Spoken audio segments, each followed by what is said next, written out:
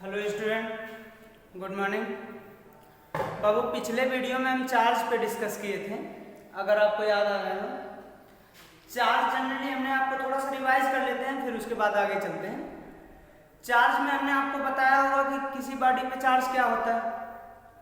Charge होता क्या है कि किसी बॉडी पे आया हुआ गुण, वो प्रॉपर्टी है जो किसी दूसरी बॉडी पे फोर्स क्रिएट कर सकती है, ठीक है, या तो उसे अट्रैक्ट कर सकती है या फिर रिपेल कर सकती है। वही तो चार्ज है। चार्ज क्या, किसी वस्तु पे आई हुई वो प्रॉपर्टी है जो किसी दूसरे वस्तु को अपनी तरफ खींच सकती है। जैसे हमने एक एग्जांपल दिया था कि वो प्लास्टिक की रॉड और वो ग्लास की रॉड, दोनों हम लिए थे ना। प्लास्टिक की रॉड थी और एक ग्लास की रॉड। जब दोनों P for plastic and G for glass, जब दोनों हमने रेशम से रगड़ के नजदीक लेके आए तो क्या किए, अट्रैक्ट कर गए कि नहीं। तो इसका मतलब क्या, इसका मतलब वो प्रॉपर्टी है किसी वस्तु पे आई हुई जो दूसरी वस्तु को अपनी तरफ खींच सकती है या फिर रिपेल कर सकती है, ठीक है। सेम लेके चले गए थे तो क्या हुआ था, रिपेल कर रहा था, है ना। तो वही हमने आपको ये बताया कि अगर लाइक चार्ज है तो क्या होगा, रिपल्सन होगा। अगर लाइक चार्ज है या सेम चार्ज है तो रिपल्सन होगा। अगर डिफरेंट चार्जेस हैं तो क्या होगा, अट्रैक्शन होगा। तो बाबू उम्मीद करते हैं कि ये याद आ रहा होगा। चार्ज क्या, किसी वस्तु पे आया हुआ वो गुण जिसके कारण दूसरी वस्तु पे फोर्स क्रिएट कर सकता है, ठीक है, या फोर्स का खुद महसूस कर सकता है, ऐसा भी हो सकता है। तो ये इसको Q से डिनोट करते हैं, इसकी यूनिट कूलाम होती है, स्केलर क्वांटिटी है ना। लाइक चार्जेस में रिपल्सन होते हैं, डिफरेंट चार्जेस में अट्रैक्शन होते हैं। यहां तक हमने आपको बताया था। इसके बाद हम आज बात करते हैं basic properties of the charge. Charge की बेसिक प्रॉपर्टी के बारे में हम बात करते हैं।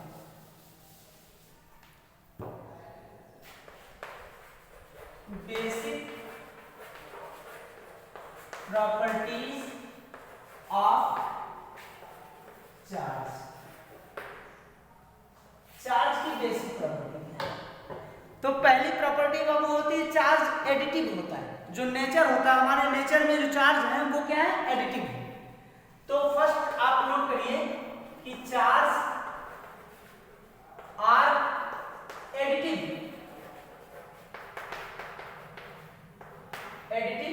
इन नेचर। नेचर में चार्ज क्या है, एडिटिव। क्या बोल रहे हैं हम, चार्ज क्या है, नेचर में एडिटिव होते हैं। Charge are additive in nature, it means that they are like scalar and can be added directly. कह सकते हैं कि नहीं, इट मीन्स दैट इसका मतलब क्या, इसका मतलब इट मीन्स दैट ये स्केलर टाइप के होते हैं। दे आर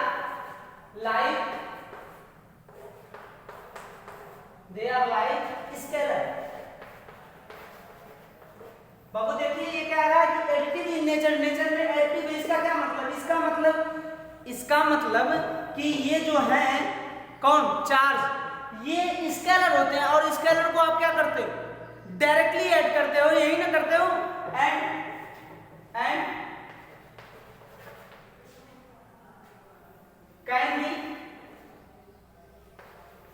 कैन का मतलब यहां पे कैन बी एडेड डायरेक्टली,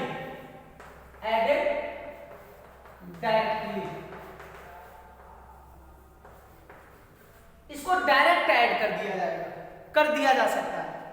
बात नहीं समझे, चलिए हम आपको फिर से समझाएं।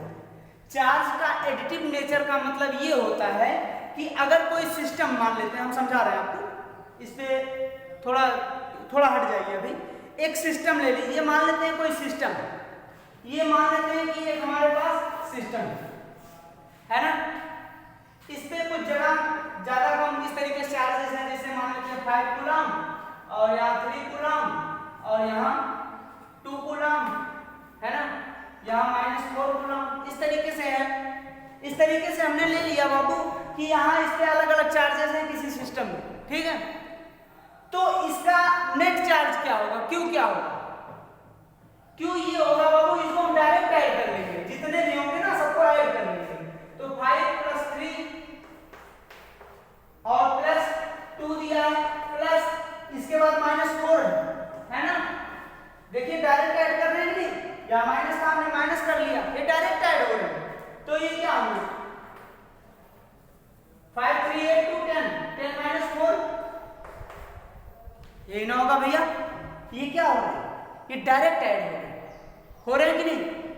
देखिए एडिटिव का मतलब होता है ये लाइक स्केलर, स्केलर में आपने क्या पढ़ा, स्केलर में केवल क्वांटिटी होती है, नो डायरेक्शन है ना, और इनको जो स्केलर होते हैं उन्हें डायरेक्ट ऐड कर लिया जाता है, ऐसा है ना। तो इसको हम क्या करेंगे, कैन बी एडेड डायरेक्टली, इनको ऐड किया जा सकता है डायरेक्टली, ठीक है। अगर हम सपोज करें, लेट अस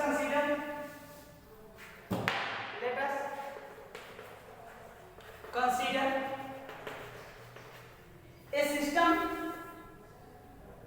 a सिस्टम, कोई एक सिस्टम हम मानते हैं, एक हम सिस्टम मानते हैं जो बना हुआ है कई चार्जेस से मिलके बना हुआ है।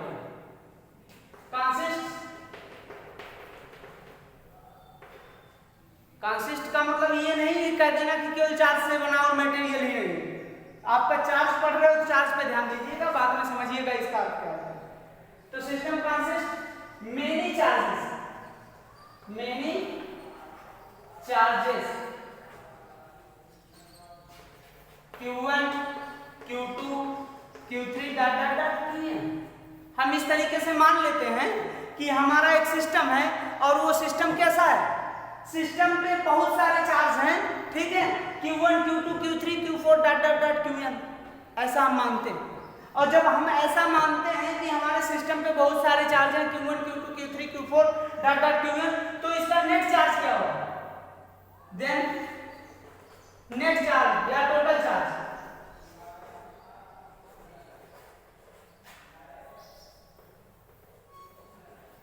इसको Q से डिनोट कर दीजिए, ये होगा Q1 + Q2 + Q3 + Qn।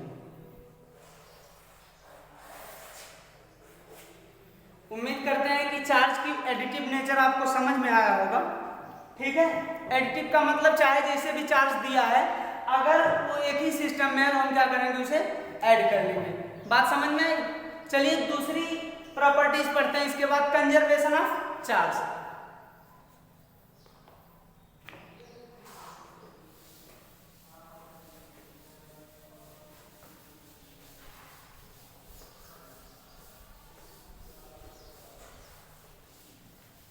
इसकी दूसरी प्रॉपर्टी बाबू है conservation of charge. Second,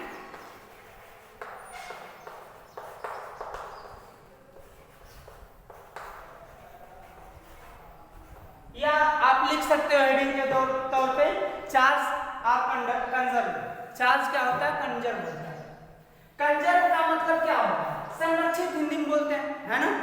conserve का मतलब जितना जैसे वैसे का वैसे रहेगा, भले उसमें आप इधर उधर 3-5 कर दो, चाहे जो करो, लेकिन फाइनली अगर रिजल्टेंट की बात की जाए तो वो ऐसे ही है, ठीक है। एक बात बताओ,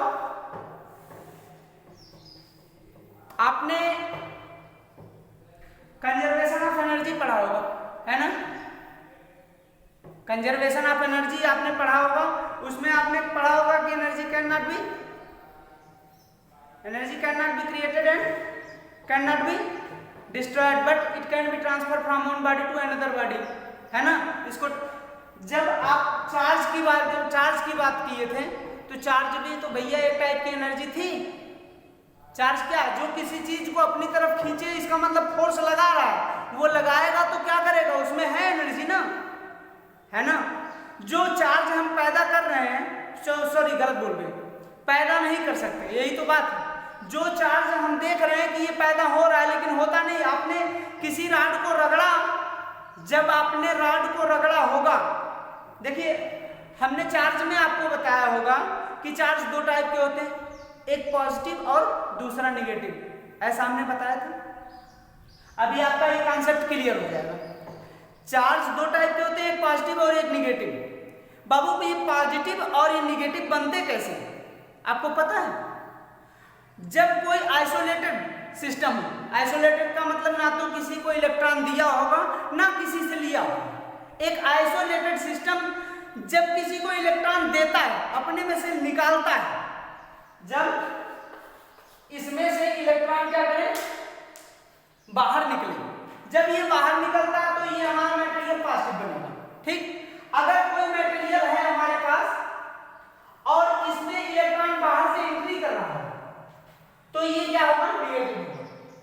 जब इलेक्ट्रॉन आते हैं या फिर जाते हैं तब जाके पॉजिटिव या नेगेटिव का निर्धारण किया जाता है। बात समझ रहे हैं? या तो आएगा या तो जाएगा। जब या तो आएगा तो नेगेटिव होगा और जब जाएगा तो पॉजिटिव, है ना। लेकिन ये आता जाता कैसे है ना। अब कल्पना करिए कि एक रॉड को जब हमने रगड़ना शुरू किया तो जब रगड़े तो आपको पता आपने क्या किया? आप जब रगड़े तो क्या किए? आप जब रगड़ना शुरू किए तो हुआ क्या कि आपने अपनी मैकेनिकल एनर्जी दी। मैकेनिकल एनर्जी आपने किसको दी? रॉड पे दिया। रॉड पे दिया तो जिसके थ्रू आप रगड़ रहे हैं, चाहे हाथ में से रगड़ लीजिए, ठीक है, या फिर रेशम के टुकड़े को और ग्लास की रॉड को जब हमने रगड़ना शुरू किया एक दूसरे पे तो क्या हुआ? इसके इलेक्ट्रॉन इसमें गए होंगे या उसके इलेक्ट्रॉन इसमें गए होंगे, किसी में कोई गया है ना। जैसे हम मान लेते हैं, इसे आसानी होगा, ये एक रॉड है ना, एक रॉड हमने ले लिया और इसको हमने किससे रगड़ा? कपड़े से। कपड़े पे हमने रगड़ना शुरू किया। मान लेते हैं कि कपड़े पे भी कुछ इलेक्ट्रॉन होगा और कुछ ग्लास पे भी होगा।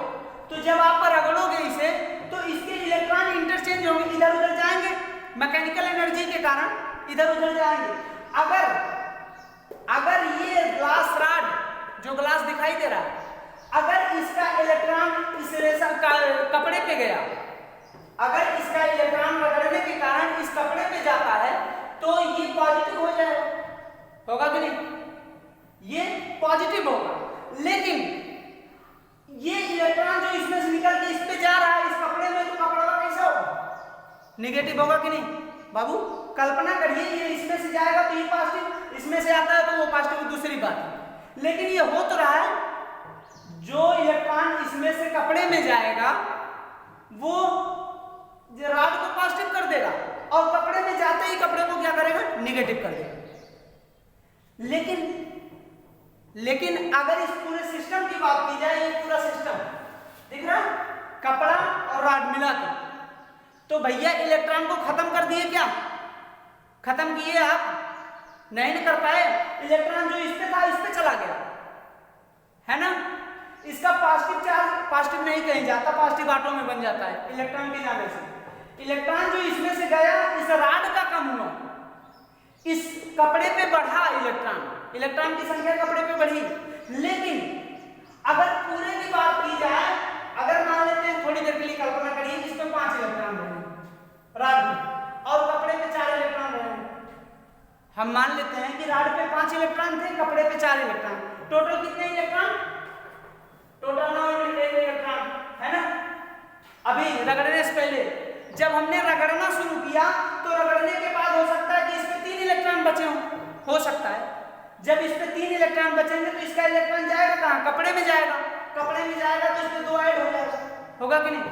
अभी ये नया वाला कितना होगा? सॉरी, ये जब 3 बचेगा, यहाँ से 2 इधर जाएगा तो ये कितना बनेगा? 6 बनेगा, 4 में 2 ऐड होगा तो होगा कि नहीं? भाई इसमें जो इलेक्ट्रॉन थे, एक मिनट, हाँ, इस रॉड पे 5 इलेक्ट्रॉन थे। हम क्या कर रहे हैं? रॉड पे 5 इलेक्ट्रॉन थे, जब हमने रगड़ा तो 3 बचे, इसका मतलब 2 गए। 2 गए कहाँ गए? कपड़े पे गए, है ना। कपड़े पे गए, 4 में 2 ऐड हो जाएगा तो 6 बच जाएंगे, होगा कि नहीं? पहले 5 4 थे, है ना, और अब कितना हुआ? अब 3 और 6 हुआ। नाउ टोटल क्या बन रहा है? 3 + 6। भैया अभी भी 9 है और रगड़ो तो हो सकता है कि यहाँ 2 बचे और यहाँ क्या बचे? 7 बचे। ऐसा भी हो सकता है। तो इसका मतलब हम इलेक्ट्रॉन कितना भी रगड़ ले, इलेक्ट्रॉन को खत्म नहीं कर सकते। हाँ, बहुत रगड़ेंगे तो इलेक्ट्रॉन इस पे से इस पे चला जाएगा। बात हमारी समझ रहे हैं? बहुत मेहनत कर लेंगे तो इलेक्ट्रॉन हमारा इस पे से इस पे चला जाएगा। लेकिन अगर जब जोड़ा जाएगा, टोटल निकाला जाएगा, टोटल क्या होगा? इलेक्ट्रॉन टोटल हमारे इलेक्ट्रॉन कन्फर्म जितने थे उतने रह जाएंगे। तो इसका मतलब हम कह सकते हैं इलेक्ट्रॉन का मतलब निगेटिव चार्ज है यार, है ना। निगेटिव चार्ज का मतलब चार्ज, एक टाइप का चार्ज है। तो इसका मतलब चार्ज को हम खत्म नहीं कर सकते। खत्म कर सकते क्या? चार्ज को हम खत्म नहीं कर सकते किसी कीमत पे, लेकिन चार्ज को हम एक जगह से दूसरी जगह पहुंचा सकते हैं। देखिए आप प्रैक्टिकली देख रहे हैं ना, चार्ज को हम क्या कर रहे हैं? एक जगह से दूसरी जगह पहुंचा रहे हैं, एक बॉडी से दूसरे बॉडी में पहुंचा दे रहे हैं। तो चार्ज को खत्म नहीं किया। हाँ, चार्ज को आपने पैदा किया क्या? नहीं सर जी, हम पैदा भी नहीं किए। हम पैदा नहीं किए, वो तो ऑटो में हो गया। इलेक्ट्रॉन केवल इधर से इधर गया। तो चार्ज को हम क्या कर सकते हैं? पैदा भी नहीं कर सकते और खत्म भी नहीं कर सकते। लेकिन चार्ज को हम क्या कर सकते हैं? एक जगह से दूसरी जगह ट्रांसफर कर सकते हैं। उम्मीद करते हैं कि ये बात आपको समझ में आई होगी कि चार्ज को ना तो पैदा किया जा सकता है, ना तो खत्म किया जा सकता है, लेकिन कांच से उठा के कपड़े में डाला जा सकता है ना। और पूरे सिस्टम का चार्ज कैसा होगा? कंजर्व रहेगा, मतलब जितना था उतना ही रहेगा। तो हम इसमें लिखते हैं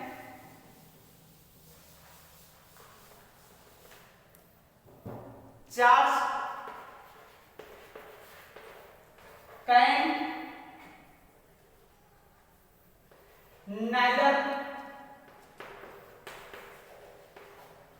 created, हम इसको क्रिएट नहीं कर सकते, created nor neither be created, neither be लिखिए, neither be created nor be destroyed, but लेकिन क्या किया जा सकता है? इट कैन बी ट्रांसफर्ड, इसे ट्रांसफर किया जा सकता है। It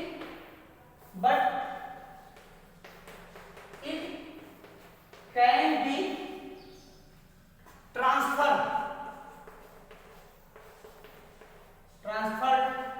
from one body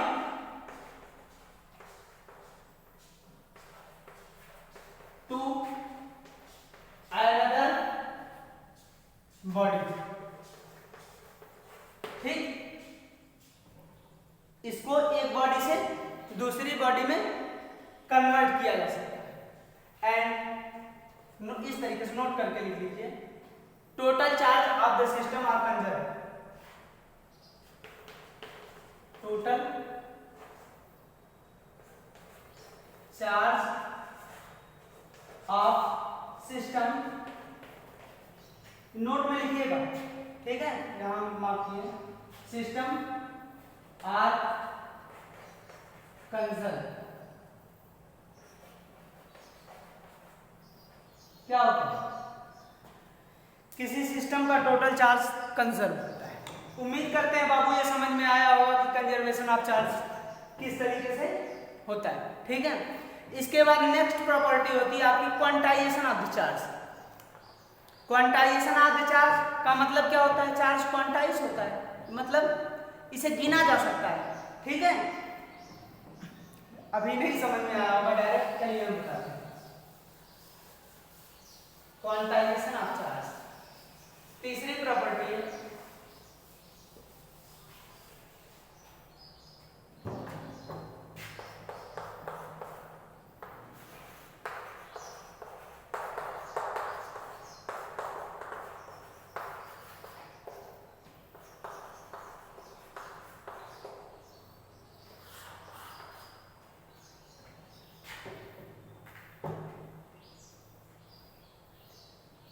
charge की तीसरी property quantization of the charge. Quantization of the charge का मतलब क्या होता है? ये चार्ज जो है क्वांटाइज्ड क्वांटिटी, क्वांटाइज का मतलब आप गिन सकते हो, क्वांटीकरण कर सकते हो, मतलब नहीं गिना जा सकता है इसको, लेकिन किसके फॉर्म में गिन सकते हो? किसके फॉर्म? इलेक्ट्रॉनों के फॉर्म में गिन सकते हो। जैसे मान लेते हैं कि कोई भी हमारे पास एक सिस्टम हो, ठीक, एक सिस्टम हो, एक इतना बड़ा सिस्टम हो, इसमें ढेर सारे इलेक्ट्रॉन हो इस तरीके से, है ना। तो 6 इलेक्ट्रॉन है, तो 6 इलेक्ट्रॉन होंगे तो इसका टोटल चार्ज क्या होगा? एक इलेक्ट्रॉन का जितना चार्ज होगा उसमें 6 से मल्टीप्लाई कर देंगे कि नहीं करेंगे? भाई 6 इलेक्ट्रॉन यहाँ पे दिखाई दे रहे हैं, क्या कर रहे हैं हम? 6 इलेक्ट्रॉन किसी सिस्टम में दिखाई दे रहे हैं, तो इसका टोटल चार्ज क्या होगा? तो एक इलेक्ट्रॉन के चार्ज से 6 में मल्टीप्लाई करेंगे तो टोटल चार्ज निकलेगा कि नहीं? हमारे ख्याल से टोटल चार्ज निकलेगा, निकलेगा बाबू, जरूर निकलेगा। तो क्या है, चार्ज एक क्वांटाइज है, इसको गिन लीजिए, इसे 1 2 3 4, मतलब वहां मटेरियल में नहीं गिन सकते, वो छोटी चीजें होती है ना, लेकिन ये क्या है, गिनने योग्य है। तो ये क्या, charge is a quantize quantity, क्या कह सकते हैं, क्वांटाइज्ड क्वांटिटी, और इसको एक्सप्रेस किया जा सकता है, ठीक है। किसके फॉर्म में एक्सप्रेस किया? It is expressed as integral multiple of unit charge. Unit charge क्या, बेसिक यूनिट ऑफ चार्ज कहिए, बेसिक यूनिट ऑफ चार्ज को इलेक्ट्रॉन कहते हैं, ठीक है। तो हम क्या लिखें, charge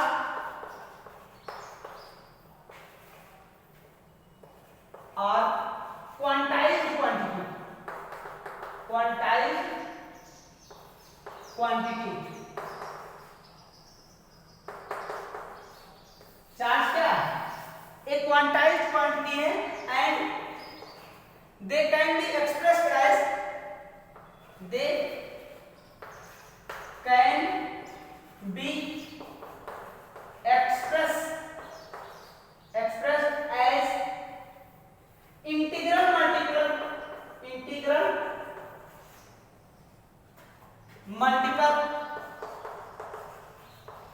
of basic unit of charge। ये चार्ज के बेसिक यूनिट का इंटीग्रल मल्टीपल होता है, मतलब ऐसा नहीं कि इंटीग्रल मल्टीपल का मतलब 1 2 3 ऐसा नहीं कहेंगे, 1.5 2.5 3.5 ऐसा नहीं कहेंगे, ठीक है। ये फ्रैक्शनल नहीं होगा, जब भी होगा पूरा खड़ा खड़ा होगा, इंटीजर के रूप में होगा, ठीक है।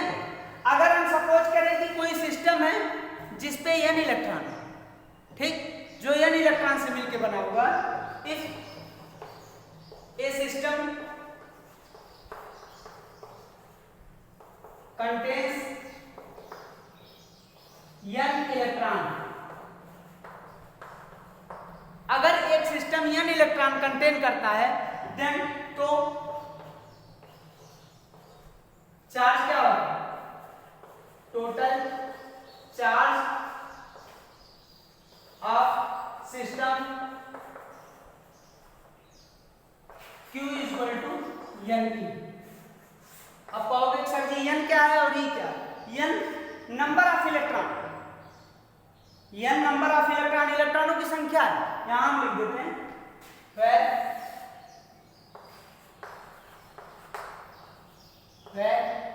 n number of electron, number of electron and E charge of electron.